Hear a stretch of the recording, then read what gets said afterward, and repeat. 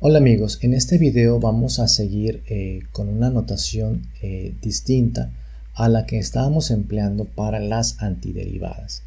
Esta notación da origen al concepto de integral indefinida y se utiliza la notación de Leibniz para las antiderivadas. Recordemos que Leibniz está relacionado con el cálculo diferencial e integral de forma independiente a Isaac Newton. Leibniz fue un alemán que no tenía toda la popularidad de Isaac Newton, pero Leibniz contribuyó en especial también a lo que es la definición de este signo de integral, a esta nueva notación para antiderivadas. Entonces, utilizando nuestra definición para antiderivada, donde la derivada de una función f mayúscula con respecto a x es una antiderivada si nos da la función original de la cual estamos buscando precisamente esa antiderivada, pues podemos despejar este diferencial de x y obtener esto. Esta notación o esta manipulación de estos diferenciales, ustedes la van a ver en la materia de ecuaciones diferenciales, que la verán quizás en licenciatura algunos de ustedes que tomen ciertas carreras, pero por lo pronto quédense con la idea de que esto es cierto.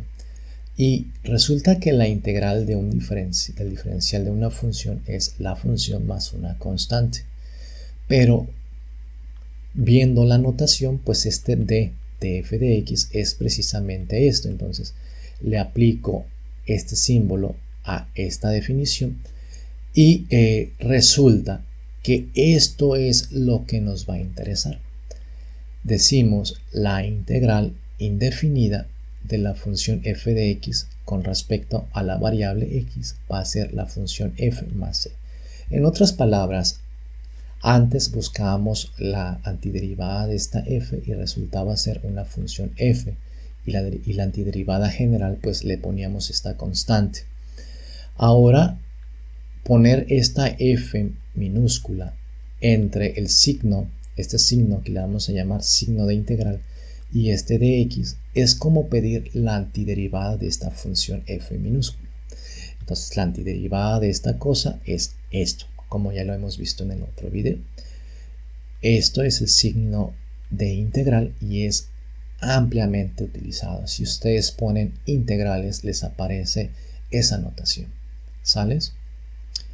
Al f de x le vamos a llamar el integrando. ¿Ok?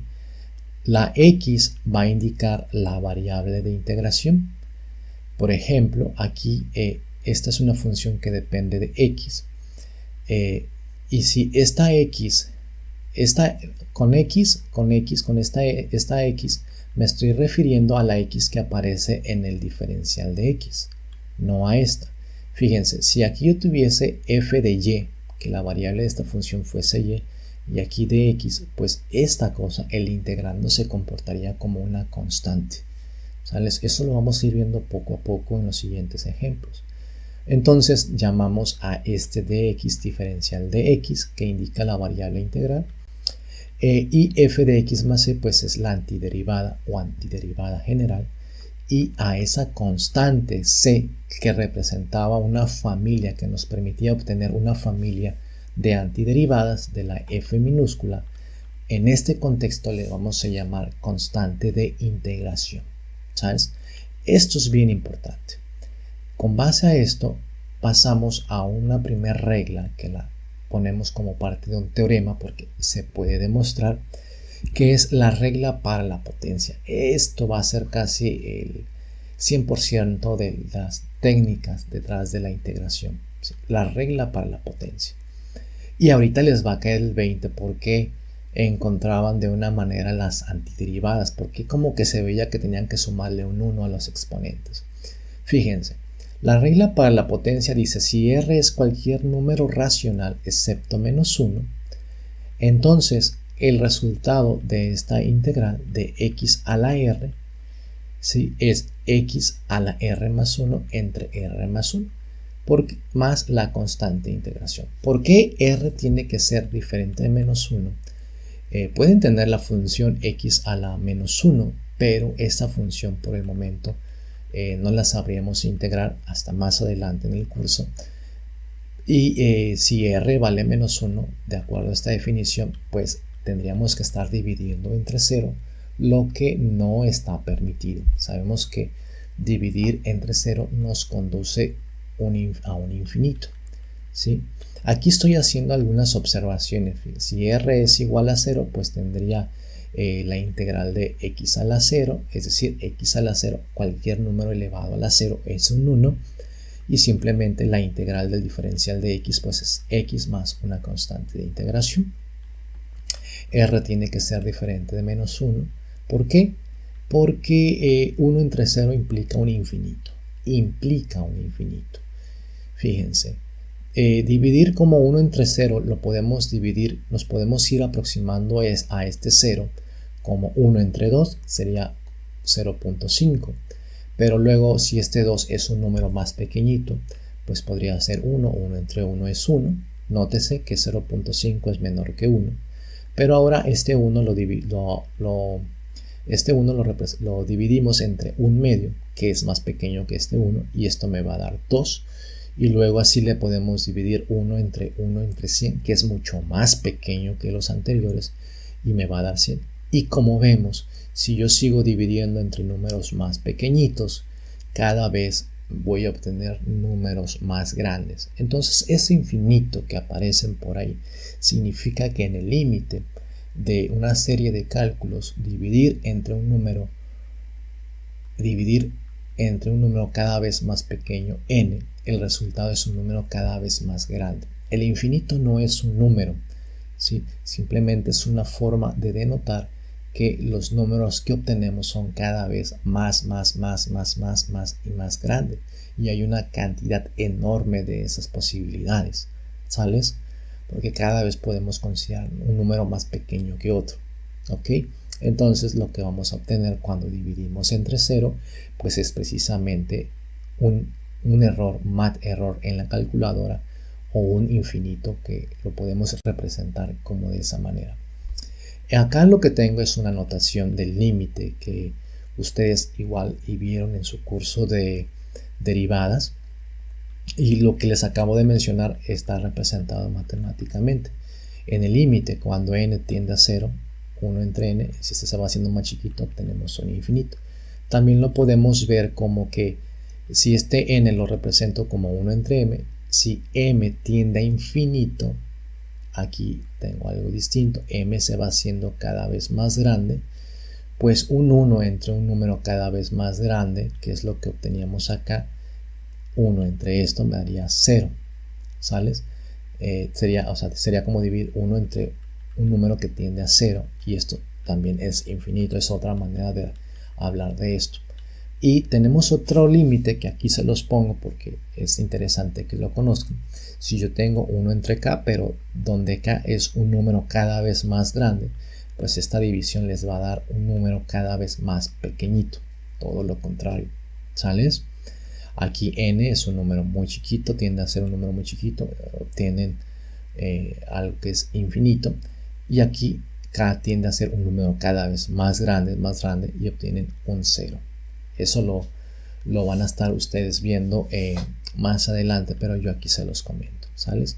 Entonces por eso no podemos dividir entre r igual a menos 1. Una observación más que tengo que hacer sobre este teorema es que este teorema es válido en el dominio de la función de xr. Esa función xr pues tiene un dominio, hay ciertos valores de x que acepta.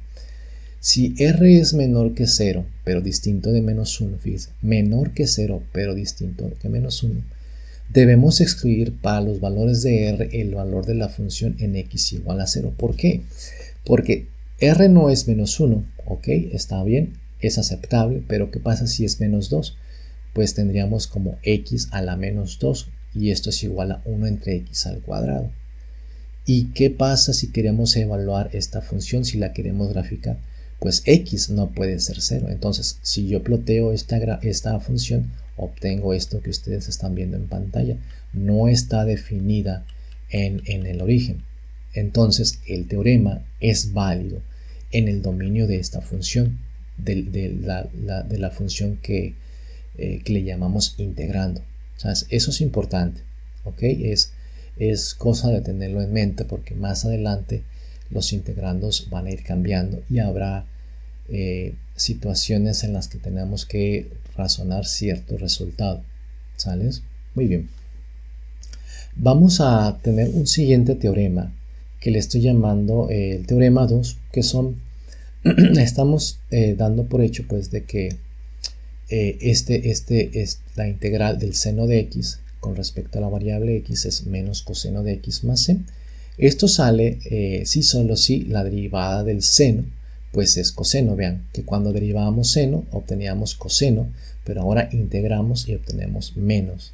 Esto les sirve normalmente a los estudiantes para acordarse entre las integrales y las derivadas de las funciones trigonométricas seno y coseno. Van apareciendo unos signos que se van alternando. Y la integral del coseno de x con respecto a x pues es seno de x. Son teoremas y recuerden que esto es un teorema, también se puede demostrar. ¿Cómo lo podrían demostrar? Pues recuerden que esto es una antiderivada, entonces si derivamos esto con respecto a x, nos tiene que dar x a la r.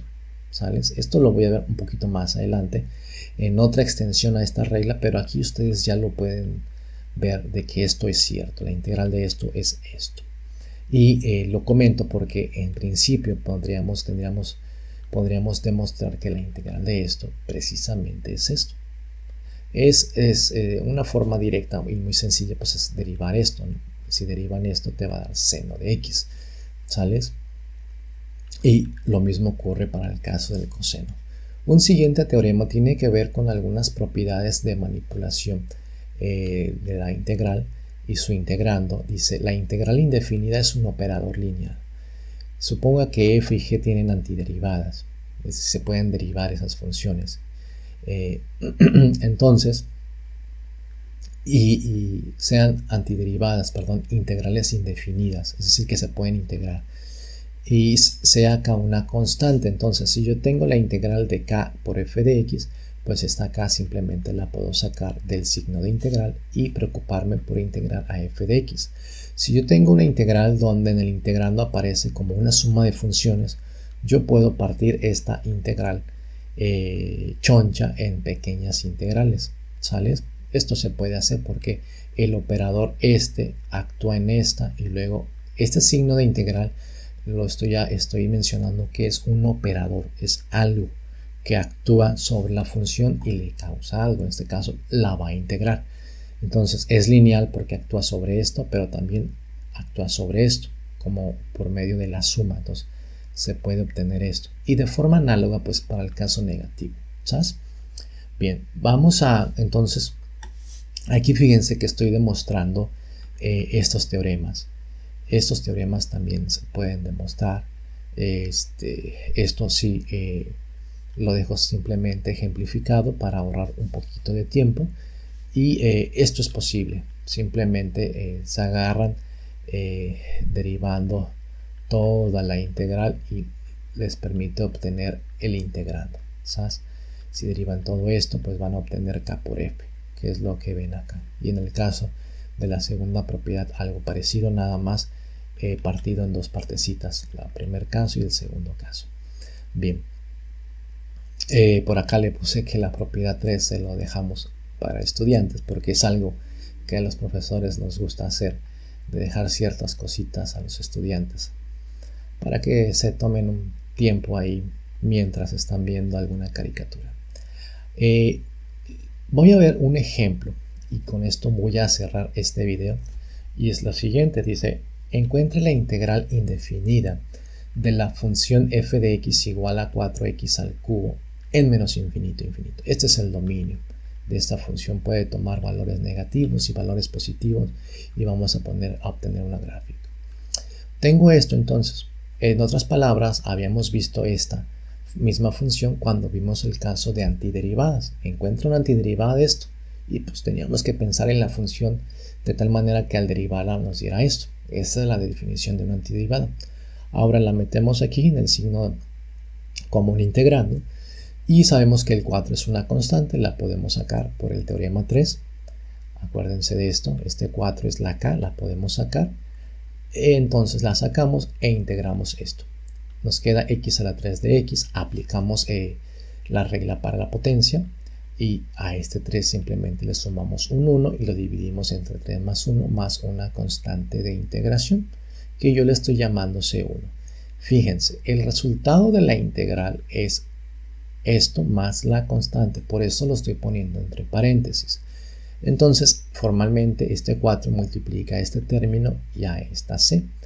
Entonces, esto lo puedo simplificar y tener, este 4 se va con este cuando multiplica, pero tengo 4 veces C1 y le he llamado a C 4 veces C1, es decir, estoy usando otra constante. Yo sé que algunos de ustedes habrán visto en algún curso o en algún otro video en YouTube que se brincan directamente acá, y esto lo podemos hacer, pero sí me queda, una vez que entendamos pues que realmente este 4 multiplica a la solución total de la integral, que es la antiderivada más una constante, ¿sabes? Una vez que entendemos eso, pues ya podemos brincarnos, por ejemplo, de aquí hasta acá, ¿no? Incluso este proceso de eliminar estos 4 los podemos hacer de forma automática, ¿sí? Mediante el proceso de resolver la integral. Vamos a hacer una siguiente. Dice, encuentra la integral indefinida de la función g de x igual a 7x a la menos 3 cuartos. Otra vez lo metemos como parte de la integral, el 7 lo sacamos. X a la menos 3 cuartos le tenemos que sumar 1. Eso lo podemos ver como 4 entre 4. Nos conviene. Entonces sumamos menos 3 más 4. Me queda 1 entre 4 porque es el mismo denominador. Es decir, me quedaría x a la 1 cuarto. Aquí fíjense que tengo este 7, pero también multiplica a 7 por C1. Aquí se entiende que 7 veces C1 es esta C. Lo hago de forma intencional. Y tenemos que dividir también entre 1 cuarto, que aparece aquí. Este 7 lo he escrito como 7 entre 1. Entonces multiplicamos extremos. 4 por 7, 28 entre 1. ¿Ok? Por x a la 1 cuarto. Este x a la 1 cuarto a veces se expresa como una raíz, incluso habrá profesores que consideren que es necesario expresarlo como una raíz. Yo creo que es la misma expresión, es lo mismo con diferente notación simplemente, pero podemos expresarlo. Este 1 corresponde al exponente de la x que está elevado a la 1 y el 4 significa que es una raíz cuarta, ¿sales? Más la constante de integración. Vamos a ver uno siguiente. De hecho, creo que podemos ver estos dos. Aquí de nuevo tenemos, fíjense, acá tenemos x a la 4 tercios. Esto es muy parecido al anterior. La integral de esto pues simplemente es x a la 4 tercios más 3 tercios, que es ese 1 que le estoy sumando. Estamos aplicando la regla para la potencia más la constante de integración. Esto me da 4 tercios más 3 tercios. 4, 5, 6, 7 tercios entre 7 tercios más c. Podemos simplificar esto. Este 3 multiplica el 1 que precede a esta fracción. O sea, me queda como 3 entre 7 por x a las 7 tercios. ¿Cómo lo pueden ver esto? Profesor, usted se fue muy rápido aquí. Pues esto lo pueden tener como 1 entre 1 entre 7 entre 3. Hacen el producto cruzado de los extremos y obtienen 3 séptimos. ¿Sabes? Aquí tenemos esta integral que está muy extensa, pero recuerden que podemos aplicar el teorema 3 y estos son diferentes funciones, aunque cada una depende de la misma variable. Una es h de x, otra es f de x, otra es k de x, ¿sí? Y esta integral la podemos partir en cada una de las integrales. Integramos el primer término, pues 27, por lo que de este 27 lo sacamos, entonces nos queda la integral del primer término, que es x a la 7 más 1 entre 7 más 1 más c1. Yo aquí estoy explícitamente poniendo una constante. De forma similar para el segundo y tercer término, raíz de 2x, el x está fuera del 2, Entonces esto es raíz de 2, es una constante por la integral de x, que es x al cuadrado entre 2 más una constante. Lo simplificamos y al final simplemente hay una constante que sería la suma de C1, C2, C3, C4. ¿Ok? Y pues acá hemos simplificado. Tenemos 27 entre 8, x a la 8, 3 entre 6. Podemos simplificar todavía más si queremos, pero en este punto ya la integral ya es correcta. Tenemos una más y dice: encuentra la integral indefinida de esta función. Lo que podemos hacer siempre es buscar simplificar el integrando. Ese integrando se puede simplificar para facilitarnos la vida y poder aplicar la regla para la potencia. Entonces, este 3 entre x al cuadrado lo escribimos como 3 por x a la menos 2, es decir, este 3 puede multiplicar a 1 entre x cuadrado, y 1 entre x cuadrado es x a la menos 2. Subimos la variable con su exponente negativo, menos 2 por x a la menos 3. Integramos entonces aplicando la regla para la potencia. Nótese que una vez que yo integro, estoy usando este color cafecito, ¿ok? Y siempre hay que poner el signo de igual. Es algo que yo les digo a mis estudiantes. El signo igual siempre es bien importante. Si ustedes pasan de aquí a otra representación que están simplificando, pues tienen que poner un signo de igual. No nada más hay que poner una integral ahí, ¿sales? Y una vez que se resuelve hay que mantener el signo de igual y preferentemente a la misma altura.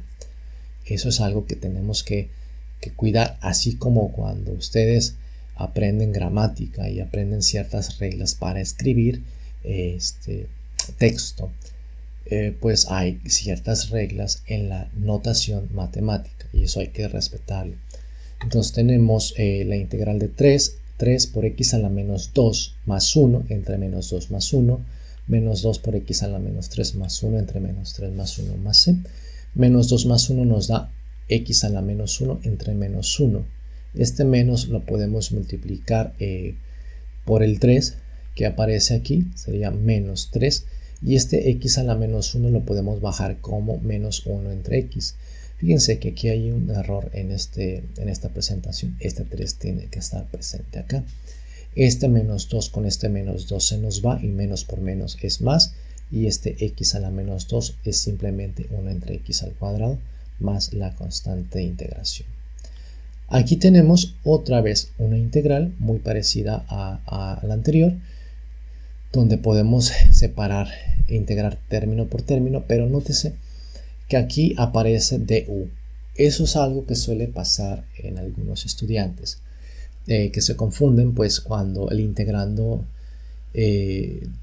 cuando están acostumbrados a que siempre es dx, pero lo que yo suelo hacer es considerar diferentes variables. Puede ser u, puede ser z. Y si el integrando depende de u, pues hay que integrar. Si no depende de u, todo esto sería una constante. Entonces aquí lo que hacemos es separar, integramos y llegamos a este resultado.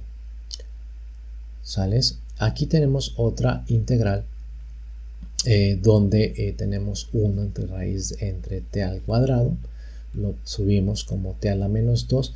Y esta raíz de t, fíjense que lo estoy escribiendo como t a la 1 medio. Y a partir de aquí operamos con la regla para la potencia. 7 a la menos 2 más 1 entre menos 2 más 1. Tenemos t a la 1 medio más 1. Ese 1 lo puedo escribir como 2 entre 2. Lo divido entre 1 medio más 2 entre 2. Simplificamos y llegamos a menos 1 entre t más son 1 medio más 2 medios son 3 medios.